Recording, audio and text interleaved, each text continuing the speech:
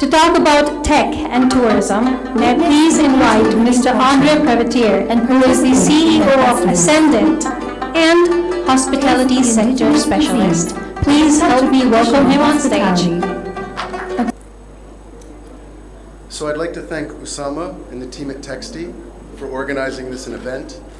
In a year when COVID has put a stop to tourism, I find it courageous to resist and to bring all these thought leaders together to resist and to press on, as they would say. I'm here to talk about technology. I'm not an IT guy. I look at companies like Daraz, I look at companies like Careem, like Baikia, companies like Food Panda. What these companies all share is they sit on a technology backbone that provides either a service or improves the lives of people thanks to technology. Since 2008, I've been involved in hotel distribution. I've set up companies in France, in Dubai, and in the Far East in Bangkok, essentially working with hotels to put their hotel inventory, their rooms, on a tech platform and to distribute through tour operators, to distribute through wholesalers, bed banks, to distribute online through names you know like Booking.com and Expedia. And in Pakistan, in 2018, I had the opportunity to work on a project with the Hashu Group, looking at their technology across the PC hotels, looking at the technology at Hotel One, looking at small growth and online distribution. And they said that they wanted a system that would allow them to reach more Pakistanis online. So we did a competitive tender. We brought in some very powerful technology, and we're engaged in a 3-year project that will completely overhaul the technology for the group. It'll bring mobile devices in to the properties that will allow people to have keyless entry. It allows them to move from a property-specific view to a guest-specific view.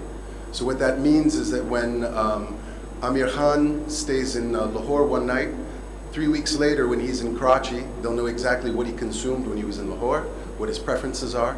So this is very new. This is something that's common in many other countries in the world. It's new for Pakistan, and the Hashu Group is taking the lead with it. More selfishly, what this allows us to do is the very same technology that's an expensive technology that's underwritten by the hotel, the group. It allows us to offer that same technology to small hotels and guest houses throughout the country. So in 2019, we hired about 20 regional account managers.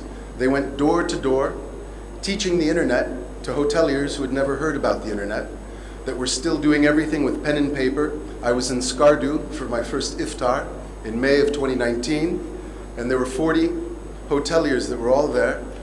And I wondered if they understood me, for one. And then I asked them if they knew what a property management system was, the technology, and of course, nobody raised their hand. And then I said, how many of you know Booking.com? And there were a couple shy people in the back that raised their hand. I said, what has your experience been with Booking.com?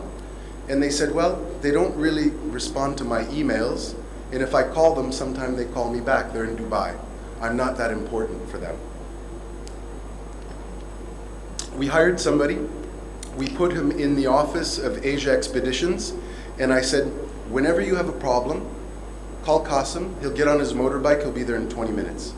That hyper-local approach, bringing very robust, powerful technology to the small hotels that need it most, will allow us in 2021 to connect to PIA, the national airline carrier.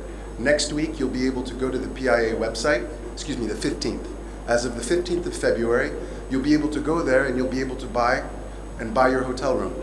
Not just the PCs, the Avaris, the move-in picks that do 20 or 30% of their business online, but the small hotel in Skardu that's never sold anything online. So what we're doing is we're digitizing, we're creating a travel infrastructure, a tourism infrastructure for the country that really represents the 80% of hotel owners, as well as 80% of the population that doesn't have 15 to 20,000 rupees for a comfortable night's sleep.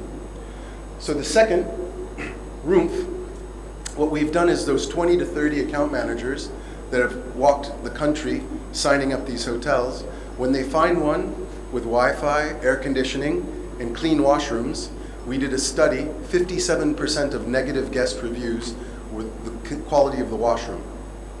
So cleanliness and the clean washroom is very important in the budget accommodation sector for the 50 million Pakistanis who will be traveling this year. So of these 1,500 hotels that we've put on the platform, we shortlisted 200 of them that made the grade. We have 1 star, which is minimum standards. We have 2 star, which is a little more comfortable. If a hotel has cracked tile, if it's got bedding that's old or drapes, we say, listen, replace that, and we'll be able to put you at 2 star.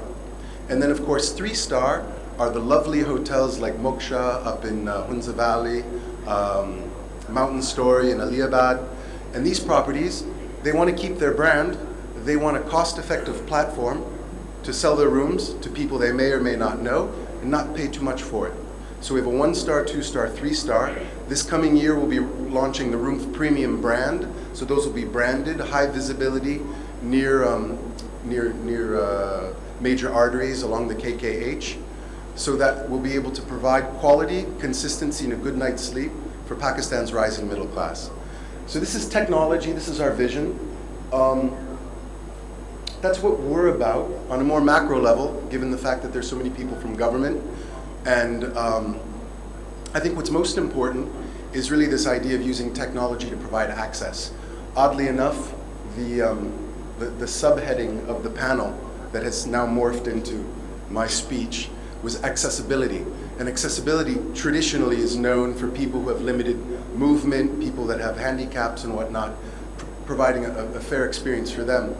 In Pakistan, accessibility is really about, making these hotels, these small guest houses, providing loans to them, improving the standard.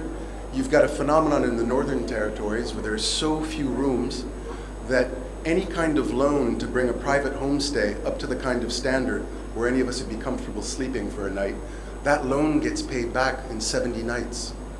You take 20% off the top of a 15,000 rupee room night, and you can take a loan and it pays back. And then the rest of the year, when those hotels are closed, the families live better because they have hot water, they have electricity. So that's sort of the vision. Abid Majid from KPK, the new tourism minister, I met him in Peshawar. Saad, when did we go? I think it was about November? Yeah. And they have the right vision. My take as a foreigner now who's been here for 2 years, when I hear Umer Sami from Malam Java, the idea of providing a platform, it's really no different. We're a digital platform, he's a physical platform. He'd like for people to come in and open cafes and boutiques and whatnot. We're looking at technology that would allow anybody who has a vision for an expedition, anybody who has a vision for a tour package, to actually upload and create that the same way that you would create a website, and then use our distribution network to sell that. So our vision is to really take a small piece of every transaction we enable with this technology that will hopefully improve the lives of millions of Pakistanis who, before now, are just discovering the internet and what it can do for them. So if there are questions, I don't really have a lot more to say. Yeah, please.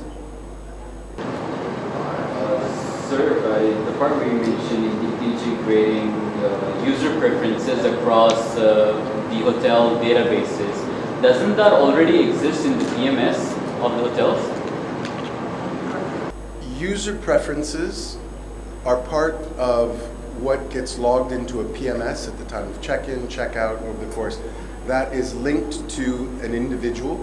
That individual has an ID and they have a name and whatnot. The problem is that when you leave one property and you go to another, there needs to be a meta layer, right? In the database world, they call that a middleware, but in our world, it's called a central reservation system. They tend to be very, very costly, and for most Pakistani groups, they're cost prohibitive. So Avari went years without one, still doesn't have one. PC Hotels, they went years without one, and we've just introduced one really this month, so it's quite new, in fact. Yeah. So it's been a long day. I understand that I'm the last speaker. I won't keep you here any longer. Thank you so much.